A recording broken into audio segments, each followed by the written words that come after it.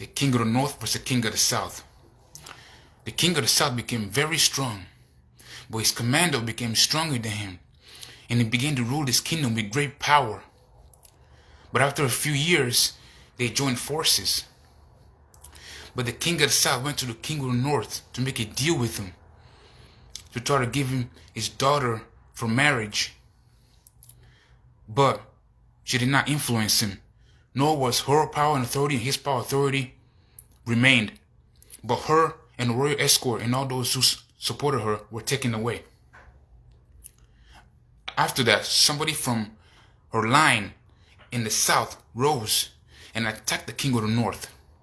The war went to the fortress.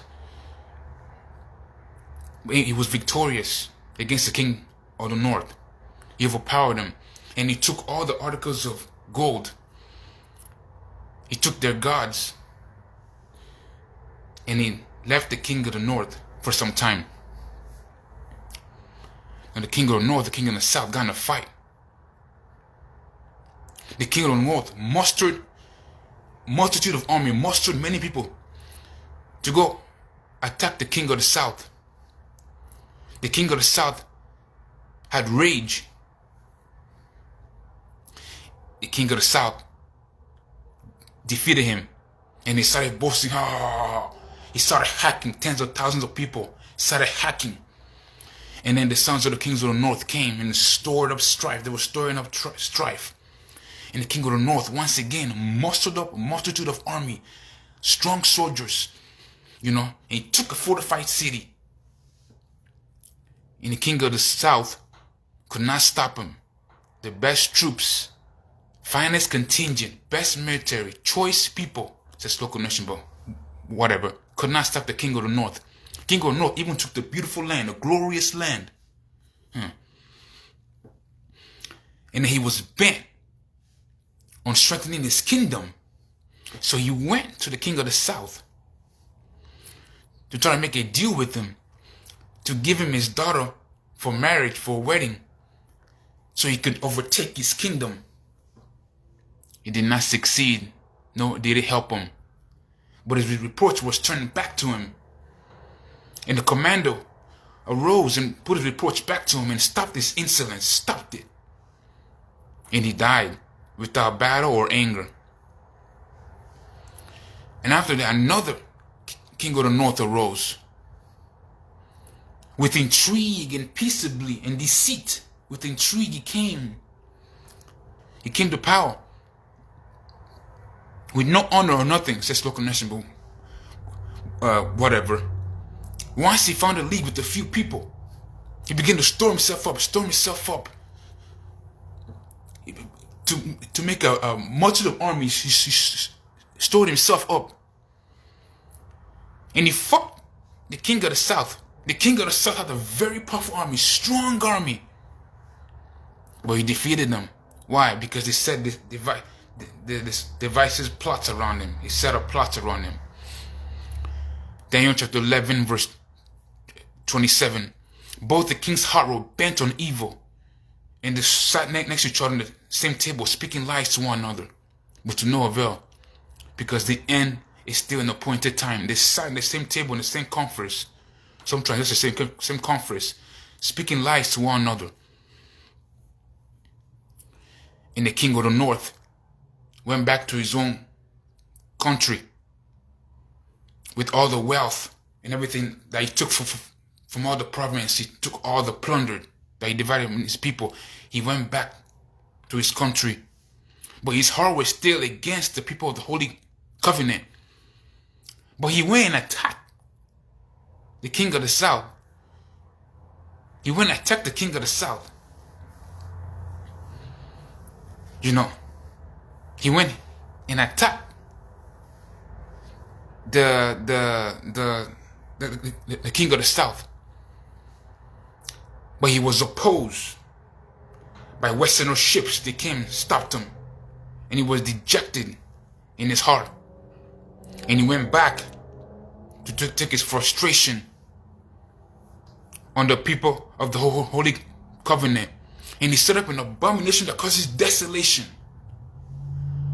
But Daniel chapter 11 verse 32 says, local nation, Daniel chapter 11 verse 32 said, those who do wickedly against the covenant will flatter, will corrupt with flatter. But the people who know their God will be strong and carry out great exploits. And the NIV said they oppose them firmly. ESV said firmly and take action. But for a while, the people of the Holy Covenants suffered by the sword, by plundered, by being burned. But that happened so they should be refined, purified, and made white. But the end is still in the appointed time. Finally, the king of the north, he started speaking blasphemies about the God of gods, which is the God of heaven, the God of the Bible. He did not regard any God, nor did he regard the God of his father. He only regarded the gods of the fortress.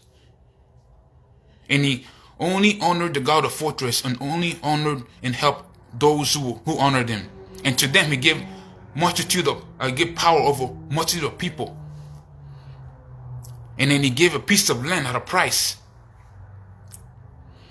And the king of the south came to wage war against him. The king of the south came to wage war against him. But he lost, he beat him. The king of the north defeated all the countries. He defeated Daniel 11:42. Egypt will not survive.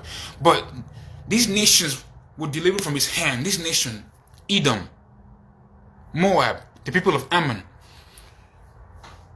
they were delivered from his hand. Libyans, they were delivered from his hand. But he took all the countries, even the beautiful, glorious land he took. But Daniel chapter 11 verse 44, it says, but news from the east and north will trouble him. And he shall have a great fury and rage, and will go out to destroy and annihilate many. But news from the north and the east will trouble him. Therefore, with great fury and rage, he will go out to destroy and annihilate many. He went to the holy mountain once more. He set up tents. There he died. Nobody helped him. That's Daniel chapter 11, verse 1 to 45. But I did not mention the first 4 verses, though. The first 4 verses were talking about Alexander the Great, which I didn't mention. I'm mentioning right now. Alexander the Great. He rose to great power. He defeated all the vast armies in only like 13 years, 326 BC. When he died, his kingdom was divided into 4 parts. The Bible says that his kingdom will be scattered and parsed out to all the 4 winds of heaven. And then one of his commanders after he died, Seleucid, first Nicator, divided his kingdom. The Bible says his kingdom will be parceled not to his own descendants, but now with the same power. So the king of the north is the Seleucid kingdom. Seleucid kingdom. And then the king of the south is the Ptolemaic dynasty of Egypt. That's what I'm talking about. Seleucid kingdom that came after Alexander the Great. But it didn't have the same power. And the kingdom in the south was Ptolemaic dynasty of Egypt. And then the other king of the north that dealt peaceably with deceit against God's holy covenant, that was Antiochus Epiphanes IV. Most vile, immoral, evil man, oppressed the Jews greatly. The Bible talks about him in Daniel chapter 11, verse 20 to 39. So I memorized that in essentially one day, just to tell you guys, because this channel is a Bible channel. God's not coming here to rap or anything. Coming to worship, profit, and read the word. That's from NIV, because many nowadays the NIV is popular among the the mainstream evangelical Christian churches, because it's more easy to read than the archaic English of the 1611, the KJV, even the NKJV.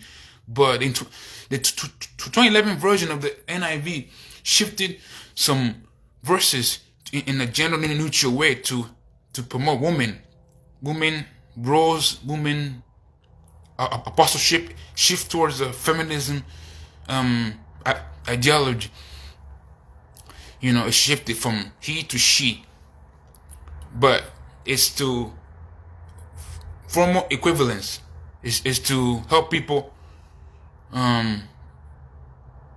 Is to relate to the type of English that's spoken now in this generation. So I memorized that in several versions. The verses I gave was from the NKJV. The whole story was an NIV. I memorized it in those versions, ESV, NLT. I think I mentioned those two in there.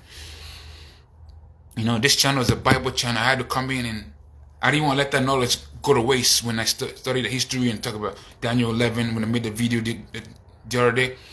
So I just wanted to come in here and preach that. I memorized 45 verses literally in one night. 45 verses in one night. Essentially. You know.